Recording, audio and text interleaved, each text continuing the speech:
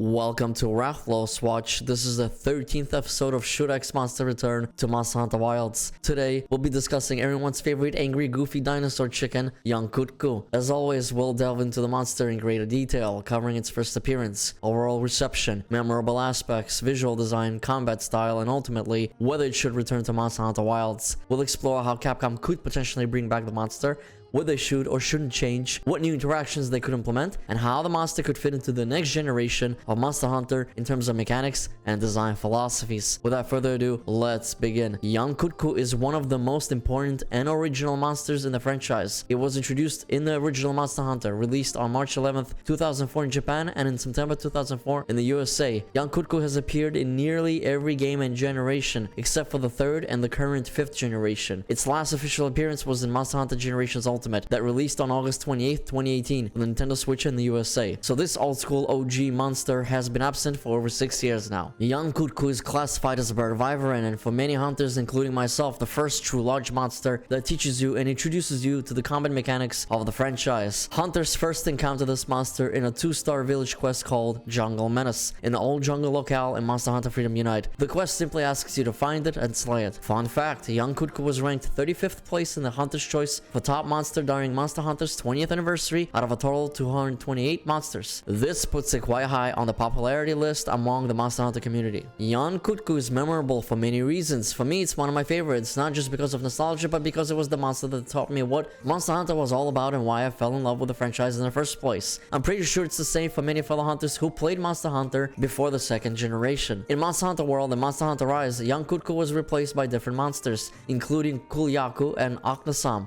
I'm not entirely sure why, but perhaps it's because Monster Hunter World takes place in a new world, unlike the old world of the first 4 generations. So they wanted to introduce new monsters for the sake of lore and originality. And for those who do not know, Monster Hunter Wilds is taking place in the Forbidden Lands, and I believe it's part of the old world, but I'm not 100% sure. If anyone knows more about that, please let me know in the comments. Of the 2 replacements, I'd argue that Aknasam is the closest in terms of physical appearance and combat style to the original Yian Kut Ku. But let's save Aknasam for a future episode or a dedicated video where I compare the 2 monsters side by side. Let me know in the comments if you think that would be an interesting topic to discuss. Now back to Yian Kut Ku. As a younger player in my early Monster Hunter days, I obviously didn't have the skills or understanding of how the combat system worked. It was all about learning the weapons, the monsters, and the flow of the gameplay loop. Fighting Yian Kut Ku for the first time was a memorable experience. It was the first monster that taught me the importance of positioning, how to anticipate attack patterns, when to go for that big charged up great sword hit, and when to retreat to avoid getting hit or missing an attack. I remember being a young teen killing that goofy dinosaur chicken for the first time and feeling incredibly proud. I thought I was some sort of a god of the game and ready to take on whatever challenge Monster Hunter threw at me next. But let's be real, Yian Kut Ku is a kind of a joke compared to everything else in the roster, and that's okay because it's technically everyone's first true large tutorial monster, despite fighting a Velocidrome, which is also a large bird viverine earlier in the game. Yian Kut Ku's visual design is also memorable, full of personality with its animations and sounds. It's essentially an oversized chicken with a massive beak and large fan-like frills on its head. It's not very large compared to other monsters, but for a bird viverine, it's quite big, but not bigger than Gypceros. By the way, make sure to check the last episode where I discuss and cover another old school bird viverine that was also part of the original Monster Hunter back in 2004, Gypceros. You can go to the video by clicking on the card in the top right. When enraged, Yian Kut Ku makes loud squawking noises, becomes more aggressive, and attacks faster. I'll never forget how intimidating it was to fight this thing for the first time. Not knowing anything about the game, the only way was to learn through trial and error. However, Yian Kut Ku is a very basic monster in terms of combat style, but it wasn't about that. It was about the moment and the memories, and that's why I love Yian Kut Ku so much. If you stand close in front of it, Yian Kut Ku will either try to peck you, side slam you with its head, hit you with its tail by turning to the side twice, or randomly charge at you. These attacks are easily avoided, but it's unpredictable which one it will use sometimes. Once you know its moves and get used to dodging, it becomes a fairly predictable monster. Occasionally, Yian Kut Ku spits fireballs at you. When enraged, it will not only charge at you more frequently, but also do so at greater speeds while spitting fireballs as it charges forward. Yian Kut Ku's face is the most vulnerable area, ideal for raw damage from great sword and hammer or bullets from the light bowgun and heavy bowgun. You cannot cut off its tail as it's simply not large enough or long enough. These angry chicken dinosaur birds can range from the smallest gold crown size of 449.3 centimeters to the largest gold crown size of 1204.9 centimeters. They are weak to water when you attack the wings and weak to ice when you attack the head. The head can also be broken twice for more crafting materials. There's also a subspecies called blue Yian Kut Ku. They are smaller than the regular Yian Kut Ku, but are stronger, attack faster, and are more aggressive. Their body has a blue tint, as the name implies. This subspecies was introduced in the Monster Hunter G in Japan and Monster Hunter Freedom in the USA. Overall, Yian Kut Ku is a fun monster to hunt and makes for a fantastic introduction to what Monster Hunter is all about. But as the title of the video suggests, is Yian Kut Ku worthy of a return to Monster Hunter Wilds? For me, yes, but mostly for nostalgic reasons, not anything else really. I'm not sure if Capcom can find a way to make Yian Kut Ku fit into Monster Hunter Wilds. I don't see it being a monster that travels in a herd, and I'm uncertain how they would redesign it in terms of combat and gameplay. They'd need to introduce quite a few new mechanics, as Yian Kut Ku has been stuck in the old design philosophy for decades now. If Capcom does bring him back, the biggest change will likely be the visual fidelity, perhaps with some redesigned attacks. It would probably reside in Scarlet Forest, so at least the location is confirmed. It's worth noting that in the first gameplay trailer of Monster Hunter Wilds, released back in June, you can see Yian Kut Ku hanging from the waist of everyone's favorite hot blonde waifu, Gemma. Yes, I will always thirst for Gemma. Mummy, please fuck me all night long. Anyways, back to Yian Kut Ku. However, I think the biggest reason Capcom might not bring Yian Kut Ku back to Monster Hunter Wilds is that the trailers have already introduced us to Chotacabra, Doshaguba, and Balahara. From watching the Gamescom demo, we know that Chotacabra is a 1-star monster, Doshaguba and Balahara are 2-star monsters, and Raidao is a 3-star monster. Yian Kut Ku would either have to be another 2-star or a 1-star monster, perhaps as an optional hunt or maybe an event, but it would almost certainly not be part of the main story. I've talked to a few people who played the story quest at Gamescom, and the order of the monsters you face in terms of storytelling is Chotacabra, Doshaguma, and then Balahara. This means Chotacabra is the great Jagras of Monster Hunter Wilds. Normally, Yian Kut Ku is either a 2-star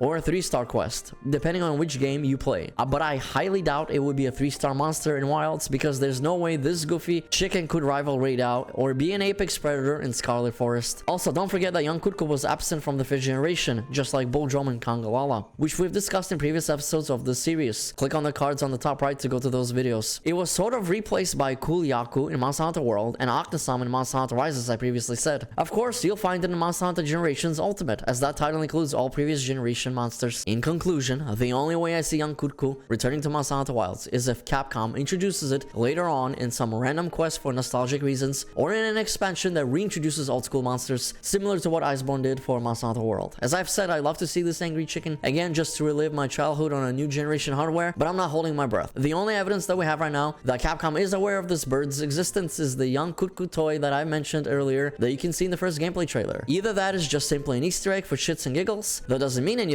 or Capcom is trying to tell us something about Monster Hunter Wilds monster roster. Let me know which one you think it is in the comments. Fellow hunters, do you believe that Yian Kut Ku deserves to return to Monster Hunter Wilds? Or would you rather see something completely fresh and new? Do you believe that Kulyaku is the permanent replacement now for Yian Kut Ku? Or possibly Aknasam?